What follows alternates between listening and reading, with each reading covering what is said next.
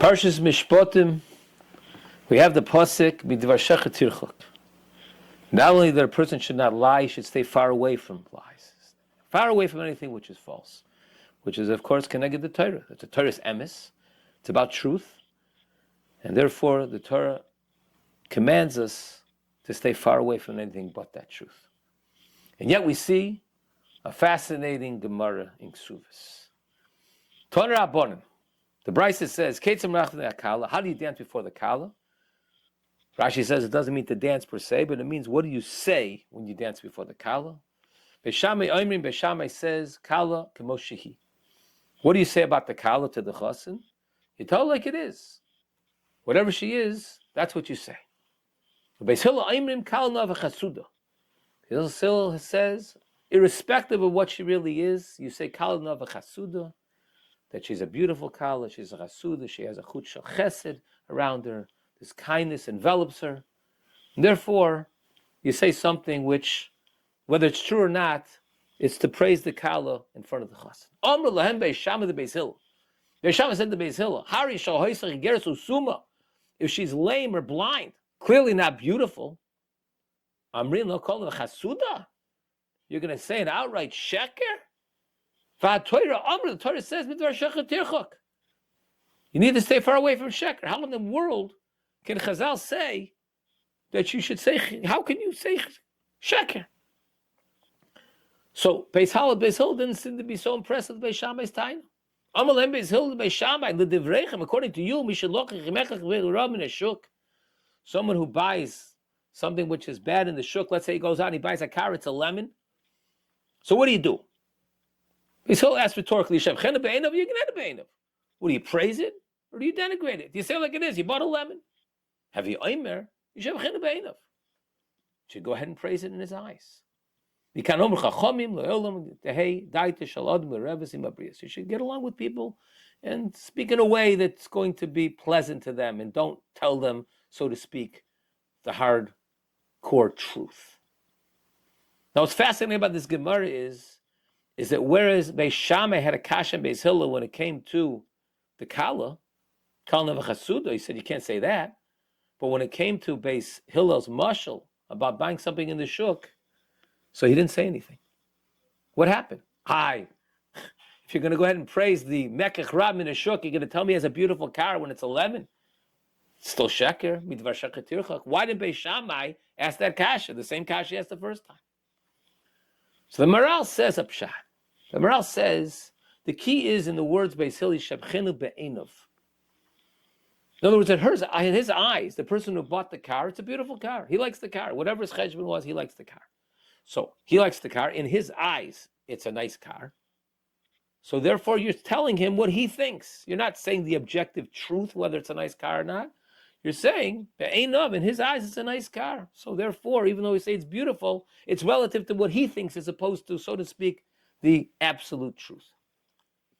But the Rishonim don't seem to like the Maharal. For example, Tosfos. Tosfos says that whereas you could go ahead and praise the car in his eyes, that's something different when it comes to Chazal b'Mesakin, what you should say about the Kala. Therefore, you could say it in front of his eyes, this sheker, so to speak, in order to make him feel good. But Chazal wouldn't go to Mesakin sheker, not to say case of lafnei Kala, which is a halacha. What should you say?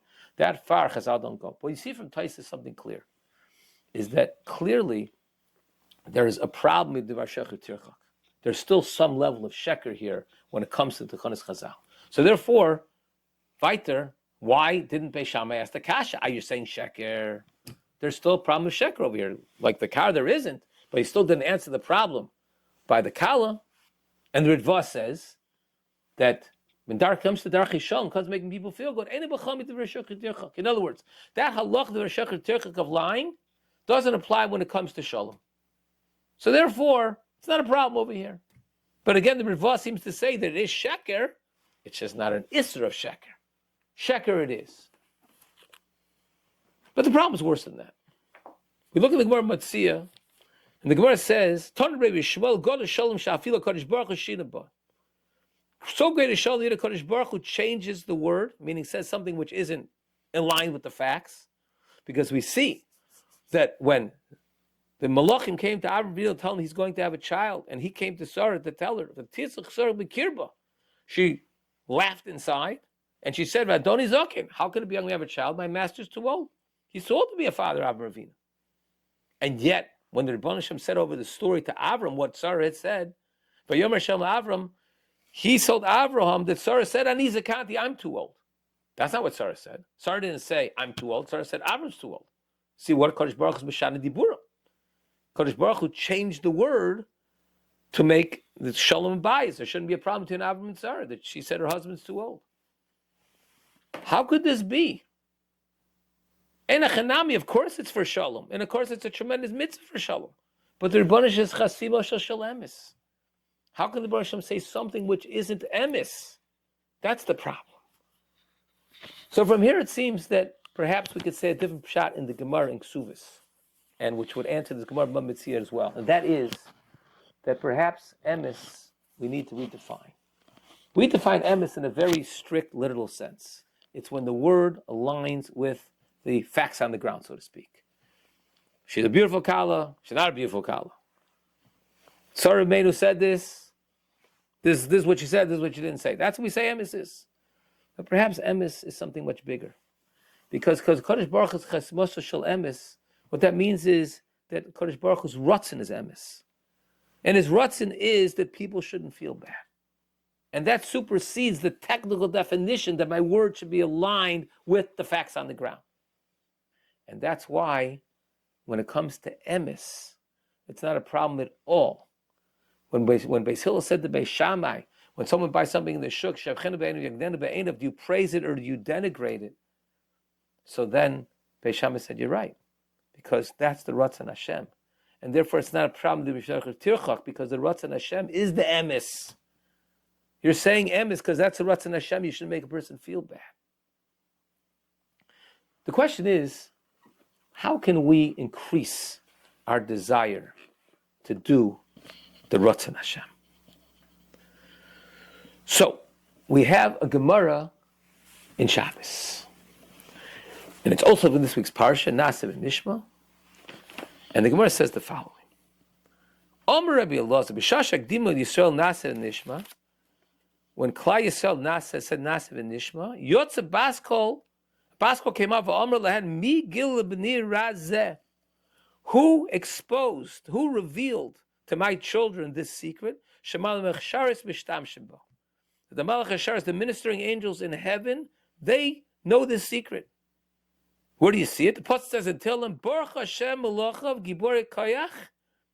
Baruch Hashem Melochav Giborei Koyach. Blessed Hashem, the Melochav, these, your Melochim, his angels, Giborei Koyach, they are of overwhelming strength. Osid Dvaro, they do his word, Lishma Dvar, to hear his word.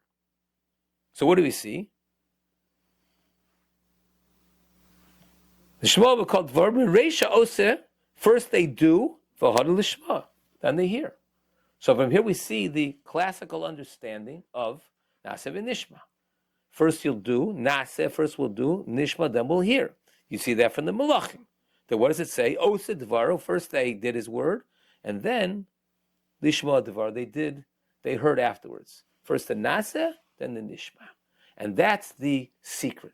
The secret of the Malachi Asharis is that was exposed. Kodesh Baruch Hu says this raz, this exposure of my secret, is to know that you do before you say, that things shouldn't be do before you hear, you do before you learn. We are committed to Kodesh Baruch Hu no matter what he says, and then we'll find out what he says. But the Svarno in Chumash learns a different pshat. The Svarno says like this: Naaseh v'Nishma, Naaseh l'tachash v'Nishma b'kolo.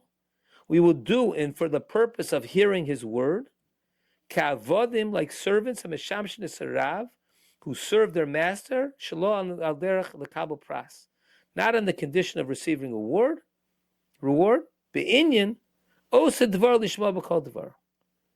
This pasuk in Tehillim, which the Gemara brings, they do his word in order to hear his word.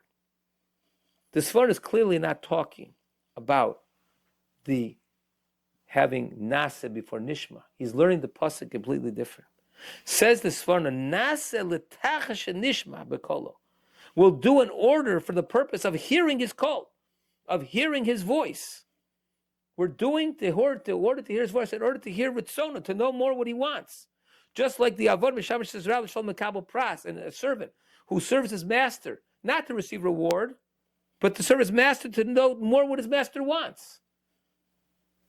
And that's what the pasuk means. Osed Dvaro, do his word, Lishma Kol Dvaro. The pasuk does not say Osed Dvaro Vishma Kol Dvaro. Do his word and then hear what he has to say, and then know what he means.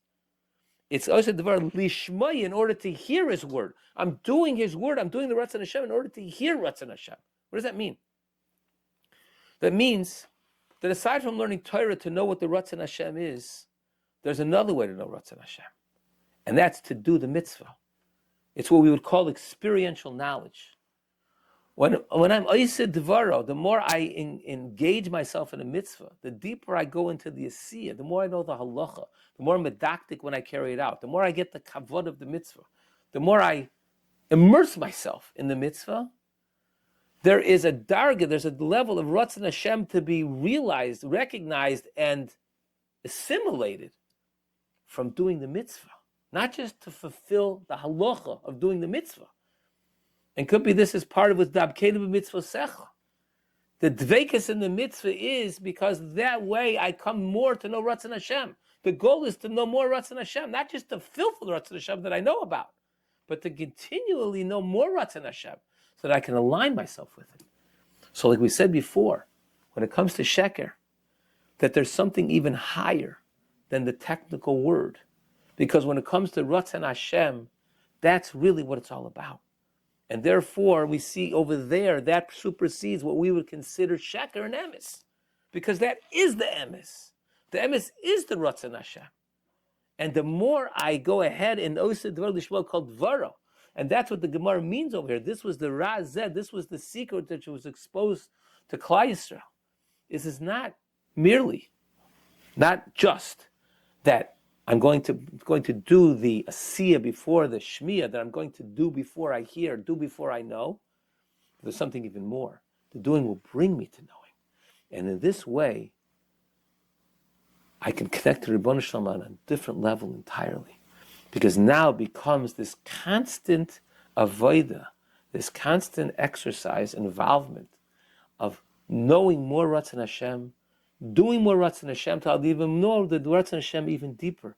Be'ezus Hashem, we should be zoiche to do the Ratzon Hashem and be able to go deeper and deeper, knowing that Ratzon Hashem, that we can give Hashem the naches that he deserves.